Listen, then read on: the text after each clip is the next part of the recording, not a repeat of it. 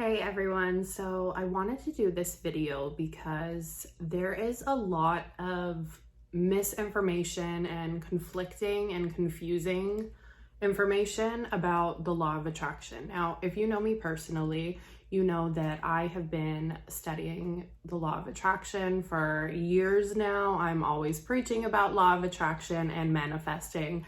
And it wasn't until I understood it this way that it really clicked for me. So a lot of law of attraction content is kind of tailored to people who already have a general understanding or belief in how the law of attraction works. So a lot of videos will say things like, if you raise your vibration and if you express gratitude for the things that you have, then you become a magnet for more blessings to come into your life.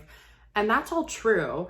But the problem with that is that unless you understand how the law of attraction works and are already in that place of alignment, it kind of sounds like bullshit, right? It seems very conceptual to us, and the ego does not like conceptual things. The ego likes logic and factual information. So when we hear people say things like, think positive thoughts and then positive things will happen to you, our mind kind of goes, well, how does that work? Here's most people's history with the law of attraction. So at some point in your life, you heard the phrase, think positive thoughts and positive things will happen. And you kind of were just like, okay. And you just went with it. Or you heard that and you thought, that's bullshit. So even people who kind of have like belief in the law of attraction, and it's funny because it's not really a belief. So the law of attraction is always at work for us. Whether or not it works to your advantage and it's working for you depends on your state of mind. But the law of attraction is how we're able to perceive everything in our reality. So it's always working. So people who understand that concept and they have the understanding of, okay, if I'm in a positive state of mind, then positive things will happen to me. They're kind of relying on blind faith just to get them through it. And the problem with that is when you don't actually fully understand the concept that your thoughts are creating moment by moment, then you kind of become, I'm going to call it, an unconscious manifester. And I'm going to explain what I mean by that. So this is how I used to do it. So, okay, you hear of the law of attraction. You think, okay, if you're in a positive state of mind, then you'll attract all these positive things into your life. And even if you can believe that, like conceptually, you're like, okay, I could see how this could be possible. What happens when you're not in a positive state of mind? Because we're all human, we all get triggered. So just because you study law of attraction doesn't mean you're going to be happy all the time, but you can kind of catch yourself because you're going to be able to be aware when you're not in that state of mind, and you'll be able to catch the thought and pull yourself out of it. So to really understand law of attraction, first we have to understand our thoughts are creating our reality moment by moment. So the law of attraction isn't just some tool at our disposal that we could just pull out to use to get something that we want. The law of attraction is always at work for us. So the first part of understanding this is realizing the true nature of who we are. So understanding that you are not your thoughts. Now, this sounds contradictory because the whole foundation of law of attraction is, your thoughts create your reality. So let me explain what I mean by that. When I say you are not your thoughts, I mean your perception of yourself and kind of the beliefs about who you think you are. It's a malleable truth. It's not an absolute truth. So by understanding that, we can kind of get this better understanding that, okay, if I have this negative perception of myself and the circumstances that are in my life, that's not my absolute truth. So we as humans, we're made up of three parts. So there's the mind, the body, and the soul consciousness, whatever you choose to call it, all the same thing, just different terms. So most people believe they are their thoughts. Your thoughts are what form your perception about life, your beliefs about who you think you are and how the world works. And then your body is this form that is able to function throughout reality based on our thoughts and perceptions. And then there's the true self, which is the soul or the consciousness. So think about it. Your consciousness is able to hear your thoughts.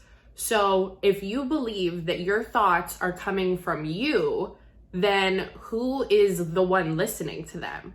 That's your consciousness. That's the true self. So as we've been living our lives from birth up until now, we've been conditioned through various ways. I mean, it's typically our parents are our guardians, but we can become conditioned through a whole variety of outlets. Any conditioning is just something that taught you that this is the way that things are, and then you kind of just went with it. So it's our conditioning to believe that we are reacting to our environment. So something outside of us is making us feel a certain way, when it's actually the opposite. It's you have a thought and then it's projected outwards, and then that becomes your reality. So think about it this way. This is how the conditioning works. So think of an infant. They don't have any conflicting thoughts. They don't have any beliefs about who they are and how the world works. They kind of just be, like they just exist. And then as that infant grows and develops into a child, they're taught by their parents, their guardians, teachers, whatever, through all these forms of conditioning. They learn about what's right and what's wrong. They learn about who they are, how the world works. And you'll notice that if you're speaking to a child, when you're trying to teach them these things, they love to ask incessantly, why? Like, that's the child's way of trying to figure out, like, why is this the way that things are? So here's how it works. So you're taught these things as a child. So you have the thought in your mind, and then it's projected outward. So it's providing evidence of this thought or belief that you have. And then you're reacting to it because you're like, oh, okay.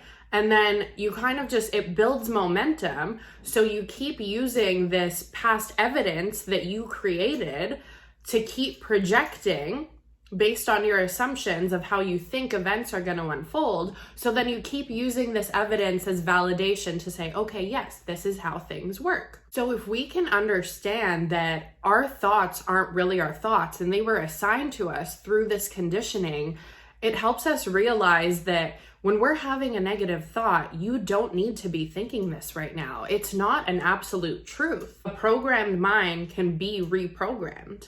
When we understand that our reality that we're perceiving right now was created by us and it's not happening to us, then we kind of relinquish that need to react to our outer circumstances, because we could think, okay, this was created in my mind, so I can change the circumstances. This is where a lot of people, myself included, kind of have a hard time grasping the concept, because it's so convenient for us to believe that the law of attraction is working for us and we could use it to get something that we want, but it's not so convenient to understand that we create our own pain.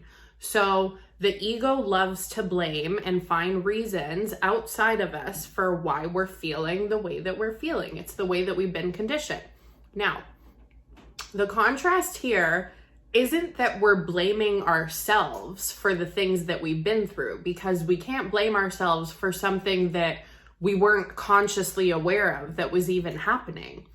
But once you understand that your thoughts create your reality, every single part of your reality, it's a tough pill to swallow, but it's liberating, because if you created the problem, you can create the solution. So how do we change our beliefs? Okay, so when you become aware of your consciousness, when you realize that you are not your thoughts, you're the consciousness that's hearing your thoughts, then as you're listening to your thoughts, you can kind of catch where you have a negative belief and then just reaffirm the opposite of that, so that the things that you want to show up in your reality will start manifesting. Now, a lot of people will say this is easier said than done, but it really requires persistence. So there's it's kind of a tricky subject to say it's not hard, because when people are kind of in that low vibrational state of mind, they're like, well, if it's so hard, then why can't I do it? So there's a man, depending on where you're watching this, because I think I'm going to be posting this on YouTube and to my Instagram. So on YouTube, there's a man named Kurt, and his channel is New World All-Star, I believe. I love his teachings. He's the one who made me kind of understand things this way. So I like the way that he put it. He said, changing your beliefs isn't hard. It's easy to do. It's just that it's also easy not to do. So a lot of people just don't want to put in that mental effort because we're human. We want quick validation. So when we practice law of attraction, if it doesn't show up in our reality immediately, we're like, well, why isn't this working? But you have to persist in your belief. Now, here's another misconception. That does not mean that when you start affirming, you have to believe the thoughts that you're saying to yourself. Because think about what a belief is. To know something for a fact, you feel it with all five senses. So we believe something to be true for a fact because we can see it, we can touch it, we can hear it, we can taste it, we can smell it. So when you have all these preconditioned beliefs going on inside of you and you're trying to change them, it's going to sound like you're lying to yourself at first, because that's not what your ego actually believes to be true based on your past experiences. But when we can understand that our past experiences are a result of our conditioned thinking, then we can reframe the belief and persist in it until it does manifest. So I hope you found this video helpful in kind of clearing up and getting a better understanding of how this all works. If you have any more specific questions about how the law of attraction works and how to manifest something more specific, I know there's a lot of misinformation out there. So if you want to leave me a comment, then I will try to do a video on that. But for now, have a good one, and I'll see you in my next one.